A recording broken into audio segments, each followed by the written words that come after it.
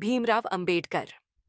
समानता की अलख जगाने वाले महापुरुष डॉक्टर भीमराव अंबेडकर का जीवन संघर्ष, प्रेरणा और सामाजिक परिवर्तन का प्रतीक है।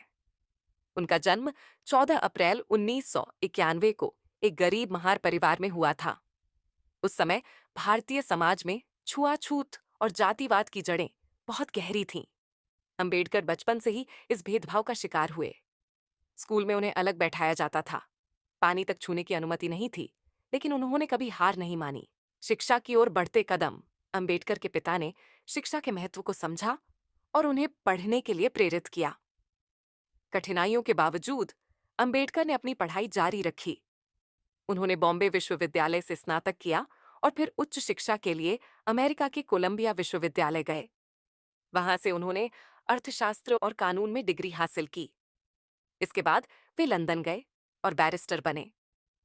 इस उच्च शिक्षा ने उन्हें समाज की गहरी समस्याओं को समझने और उनके समाधान खोजने के लिए तैयार किया। सामाजिक सुधारक की भूमिका। भारत लौटने के बाद अंबेडकर ने समाज में व्याप्त असमानता और छुआछूत के खिलाफ संघर्ष शुरू किया। उन्होंने दलितों को शिक्षित करने, उन्हें उनके अधिकारों के प्रति जागरूक करने और आत्मनिर्भर बनाने का संकल्प लिया। उन्होंने महाड़ सत्याग्रह के जरिए सार्वजनिक जल स्रोतों तक सभी जातियों की पहुंच सुनिश्चित करने के लिए संघर्ष किया। अंबेडकर का मानना था कि बिना शिक्षा और संगठन के सामाजिक परिवर्तन संभव नहीं है। उन्होंने बहिष्कृत भारत, जनता और मूक नायक जैसे पत्रों का संपादन कर सामाजिक न्याय की आवाज उठाई। संविधान निर्माण और राष्ट्र सेवा। भारत के स्वतंत्र होने के बाद अंबेडकर को देश का पहला कानून मंत्री बनाया गया। वे भारतीय संविधान के प्रमुख निर्माता बने। उन्होंने संविधान में समानता, स्वतंत्रता और बंधुत्व के सिद्धांतों को स्थापित किया। उन्होंने सुनिश्चित किया कि हर व्यक्ति को बिना किसी भेदभाव के समान अधिकार मिले।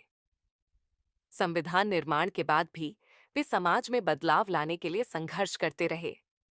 उन्होंने हिंदू समाज में सुधार के लिए कई कानून बनाए और महिलाओं के अधिकारों को मजबूत किया। बुद्ध धम्म की ओर रुख। जीवन के अंतिम वर्षों में अंबेडकर ने बौद्ध धर्म को अपनाया। उनका मानना था कि यह धर्म समानता और भाईचारे पर आधारित है। 14 अक्टूबर 1956 को उन्होंने लाखों अनुयायियों के साथ बौद्ध धर्म की दीक्षा ली और नवयान बौद्ध आंदोलन की शुरुआत की। अंबेडकर की विरासत। 6 दिसंबर 1956 को उनका निधन हो गया, लेकिन उनके विचार और आदर्श आज भी समाज को प्रेरित कर रहे हैं। उन्होंने जो संविधान दिया, वह भारत की आत्मा बना।